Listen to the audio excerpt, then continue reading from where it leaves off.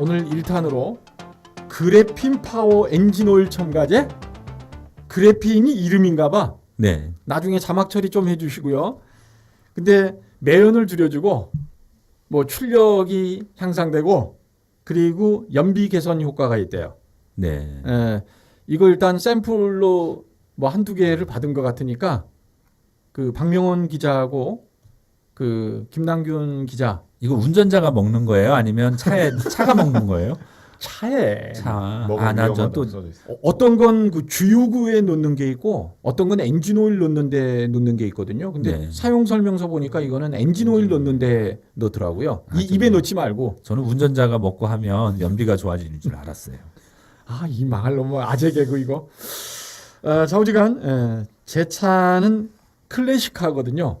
그래서 웬만한 건 좀 안 해주는 게 좋으니까 두 기자가 한번 해보고 네. 퍼져라 차.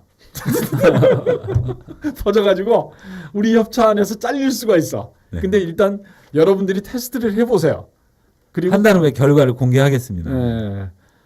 그래서 뭐 나는 평소처럼 악셀레이터를 밟았을 뿐인데 그 과속 감시 카메라에 찍혔다.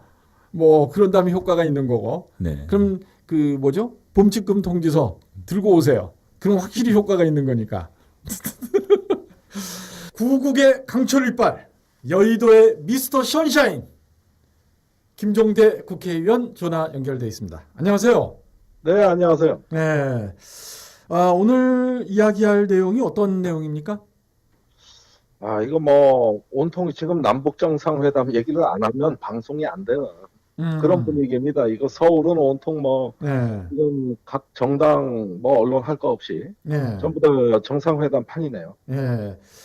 어제 어느 언론에서는 방북과 관련해서 대통령의 방북과 관련해서 굳이 편을 나누자면 더불어민주당과 정의당, 민주평화당이 한 편이고 예.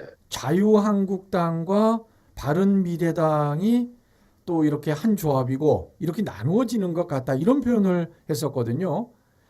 정의당의 입장은 어떻습니까? 아니, 물론 뭐, 정의당이 지금 방북을 수행 중이고 국가적인 대사인 만큼 이건 뭐, 정치 논리를 떠나서, 네.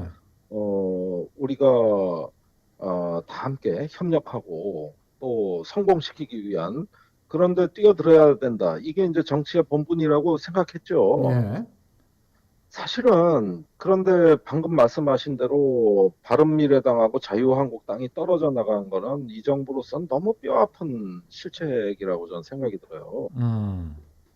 바른미래당만 해도 가려는 마음이 있었습니다. 아, 그래요? 네. 네.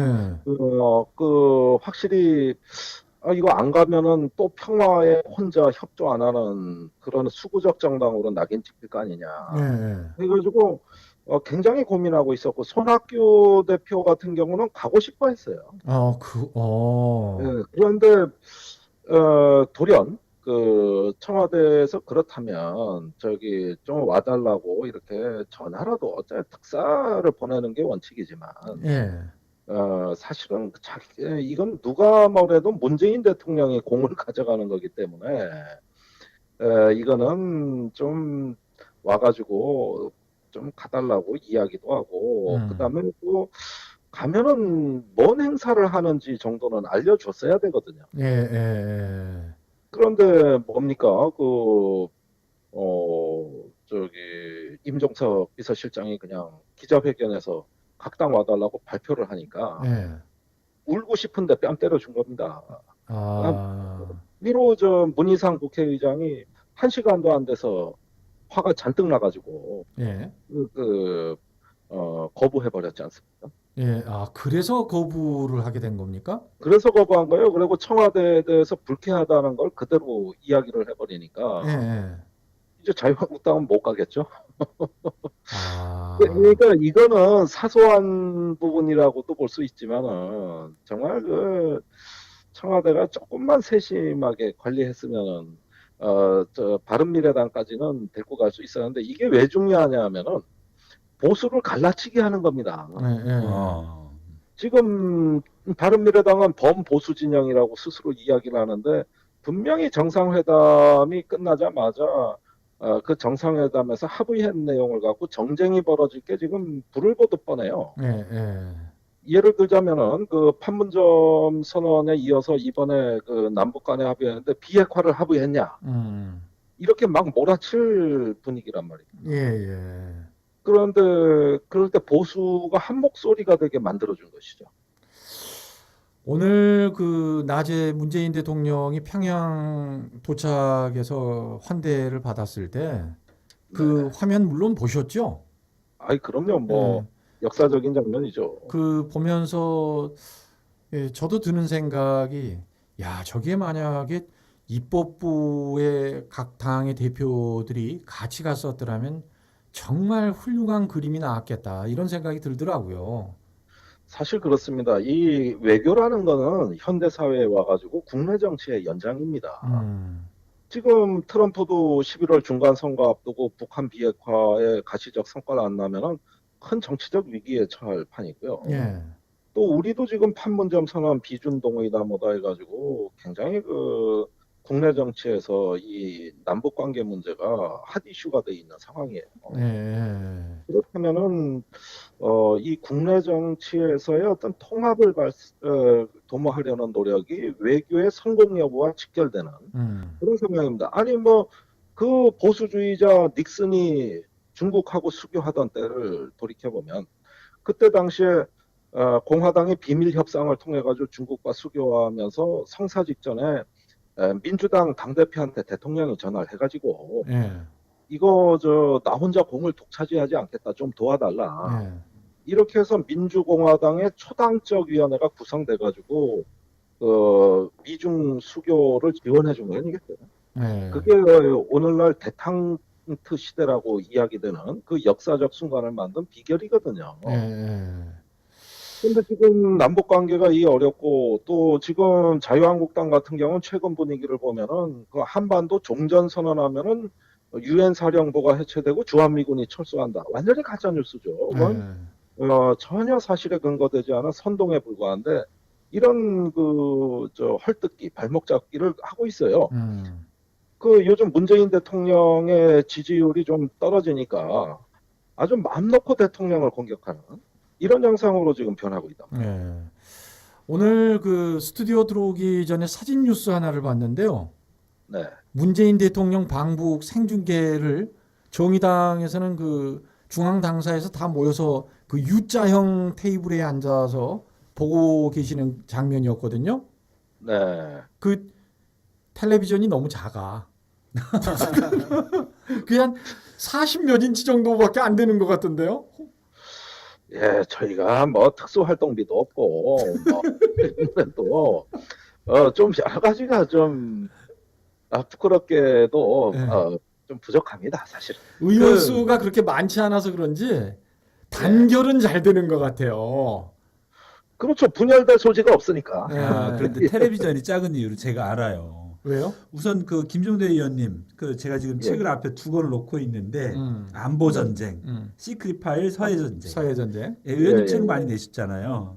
예. 예, 그런데 제가 그 의원님 그 공직자 재산 공개 현황에서 보니까 그 지적 재산권 있잖아요. 우리 책을 팔면 인쇄 수입이 있어야 되잖아요. 그게 거의 영원으로 기록됐던 것 같은데 책이 안 팔리나 봐요. 아니 그 책이 이제 나온 지가 꽤 지난 책이니까 올해는 없었지만 그 책으로는 좀 벌었습니다. 한때 제 유일한 생계가 그거밖에 없었고요. 그런데 뭐 솔직히 뭐 TV 살 돈이 없다는 건 핑계 같습니다. 그건 좀 화면에 나오는 건 미처 생각을 못했네. 네. 아니 이거 좀 있어야 되는데. 기부를 받아도 전국에서 많이 받을 것 같은데. 예, 후원금 실적은 정의당이 항상 1등입니다. 하여튼 후원금 실적은 좋을지 몰라도 그 인쇄 수입이 하여튼 없었어요. 이 두 권의 책 말고도 여러 권의 책을 제가 낸 걸로 알고 있는데 예, 네. 제가 꼼꼼히 좀 봤습니다. 아니 뭐 그런 것까지 끄지 마. 예, 어쨌든 분당이라는 뜻으로 알아듣겠습니다. 저희가 그 조금 전에 그 김남균 기자가 말한 책을 구입을 했어요. 그 그러시군요. 예. 서해 전쟁 그걸 보니까 예. 장성 35명의 증언으로 재구성하다. 이게 제가 책 내용을 보지는 않았습니다만 여기저기 그 컬럼 많이 쓰신 내용의 어떤 직결판이다? 이렇게 봐도 될 것 같은데요. 글쎄 지금 남북 정상회담이 열리고 있는 이때가 네. 올해 이제 그 서해 평화에 대해 가지고 우리가 무언가 전기를 마련해야 되는 이런 시기가 됐고 제가 뭐 뉴스를 하나 드리자면은 예. 이번에 그 서해에서의 남북 평화 문제에 대한 남북 간 논의가 상당히 진척이 됐습니다. 어. 저로서는 뭐 군사 문제를 연구했던 사람 입장에서는 격세지감인데 그 서해에서의 5번의 그 안보 사태가 있었어요. 예. 제1, 제2 연평해전, 천안함 사건, 연평도 포격 사건, 대청해전. 예. 예. 전부 다 그냥 뭐 사람이 죽고 다치고 배가 가라앉고 아주 현대사의 가장 비극적인 장면이 최근에 서해에서 빈발이 돼가지고 이걸 좀 우리가 이제는 해결해야 될 시점이 됐는데 아닌 게 아니라 그 서해에서의 그 교전의 내막은 정말로 비밀리에 가려져 있고 누구도 그 역사적 사실에 대해서 정확히 말하지 않은 채 이데올로기가 돼버린 예, 이런 상황을 항상 안타깝게 생각을 했습니다. 그래서 이 이야기를 스토리텔링 형식으로 다시 구성해보자. 그랬다가 이 책 썼다 고소당할 뻔했죠. 저기 여태까지 알려진 것과 다른 말을 하니까. 아. 예, 그런 만큼 우여곡절 끝에서 정말 고초를 많이 겪은 책이에요. 예.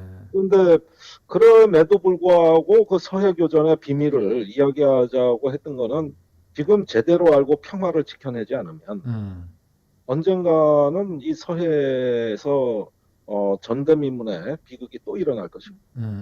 결국은 우리 아들, 딸, 우리 조카들이 가 있는 군대를 가 있는데 거기서 종국적으로는 희생을 막을 수가 없다. 그래서 그 이데올로기화된 그 서해 교전의 어떤 진실을 갖다가 장성들의 입을 빌려서 재구성해보자. 이랬더니 여러 가지 놀라운 사실들이 나왔습니다. 예. 그래서 그걸 스토리텔링으로 썼는데 많이 팔았어요. 한 2만 권이 넘게 나갔으니까. 와. 그래가지고 근저에 나온 안보 관련 서적 중에는 그래도 꽤 발매 부수가 된 한 12세 정도 찍었습니다. 그래서 저로서는 아주 뭐 저의 분신이나 다름없다. 네. 이렇게 말씀드리겠습니다. 저희 의원님은 저희 전세 아파트 사시죠? 전세 그 주택에 삽니다. 네네. 그 한 층을 연립주택에서 네네. 삽니다. 아니 사시는 건 거기 사시는데 혹시 김종대 의원은 강남 3구에 뭐 아파트 같은 거 가지고 계세요? 아휴, 그렇다면 또 제가 종부세를 많이 내는 사람이 되는데 아직까지는 그 반영에는 들지 못했고요. 아. 그러니까 저희가 오늘 그 문제를 다뤘는데요. 그러니까 충북에 그 지역구 의원이 8명이 있습니다. 네. 그러니까 이 8명 중에서 4분이 강남 상구의 아파트를 소유하고 있고 또 한 네. 분은 뭐 강남은 아니지만 여의도에 아파트를 소유하고 계신데 이분들의 예. 이제 그 실거래가 가격이 얼마나 올랐나 봤더니 한 2억 원, 5억 원에서 2년 20억 동안 원. 한 20억 원 이상 이렇게 올랐어요. 네. 네네. 아, 그 참 안타깝네요. 이게 지금 서울의 집값이라는 건 거의 미쳤다고 해도 과언이 아니에요. 네, 거의 이게 미쳤더라고요, 정말. 예, 이거는 뭐 아닌 게 아니라 이 시중에 지금 풀리는 한 1,100조 갈 데 없는 돈이 부동산으로 왕창 몰려가지고 이게 투기 광풍에 가까운 걸 가스로 정부가 잡아낸 거거든요. 지금 이 상태로 계속 간다면 전 대한민국이 정말 위험해질 수 있습니다. 그런데 이제 지난해 네, 지금 문재인 정부 출범하고 그다음에 네. 이제 그 증세 이 문제가 나왔을 때 그 청주에 네. 이제 지역구를 둔 정우택 의원이 이런 말을 했어요. 무슨 수를 쓰더라도 서울 집값은 못 잡는다. 네, 예, 이제 이런 말을 강하게 했고 그런데 이제 그때 당시에 우리 문재인 정부에서는 충분히 잡을 수 있다. 이렇게 네. 얘기를 했는데 결과만 놓고 보면 정우택 의원 말이 맞았어요. 네. 근데 지금 현재 이 서울 부동산값 문제가 문재인 정부의 실정이냐 아니면은 과거 네. 정부의 연장선에서 온 결과물이냐 그러니까 이런 얘기들도 많이 이게 좀 이렇게 서로 논쟁이 되는데 의원님이 보시기에는 어떠세요? 이거는 노무현 정부 때까지는 이제 집값과의 전쟁을 하다가 사실 실패하지 않았습니까? 집값을 못 잡았어요. 네. 그런데 그 뒤에 보수 정부에서 한 일은 지속적 금리 인하입니다. 네. 그때 당시에 미국의 금리가 우리보다 꽤 높은 수준으로 기억합니다. 근데 미국의 금리가 계속 미국이 우리보다 낮았어요. 그런데 지금은 미국보다 같아지거나 오히려 우리 금리가 더 낮거든요. 그러니까 이게 10여 년에 걸쳐 가지고 시중의 자금이 이제는 금리 인하로 인해 가지고 점점 부동산 시장으로 흘러 들어오면서 사실상 투기를 조장했다고 봐야 되는 것이고, 그다음에 그 부동산 경기 활성화를 한다 그래 가지고 빚내서 집 사라는 이런 어떤 그 이야기가 또 시중에 팽배하면서 나중에 박근혜 정부는 부인했지만은 사실 그 말 듣고 빚내서 집 사는 이런 어떤 풍조가 엄연히 벌어졌었죠. 이게 이제 최경환 노믹스라고 하는 겁니다. 예, 예. 결국은 금리나 부동산 경기 활성화 두 개가 바로 최경환 그때 경제부총리의 무슨 최노믹스라고 해가지고 보수 정권의 그 경제 정책의 골반을 구성하게 됐거든요. 네. 그 뒤로 부동산 값은 한동안은 영향을 좀 받지 않고 주춤하다가 이제 그 갈 데 없는 돈들이 서서히 이제 시장으로 풀리면서 최근에 들어와 가지고 결국은 폭발을 해버린 겁니다. 여기에는 또 관리를 미숙하게 한 문재인 정부 책임도 상당히 크다고 볼 수 있는데 구조적으로는 부동산 투기의 원인을 박근혜 정부가 만든 건 사실이지만 네.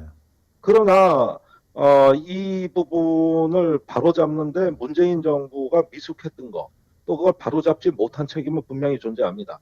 예를 들면은 8월에 그 종합부동산세 그 대책을 발표했는데 이게 뭐 저기 뭐 세금 가진 사람들은 저 집 많이 가진 사람들은 눈도 깜짝할 필요 없는 하나마나한 종부세 대책이었어요. 네. 그런데 최근에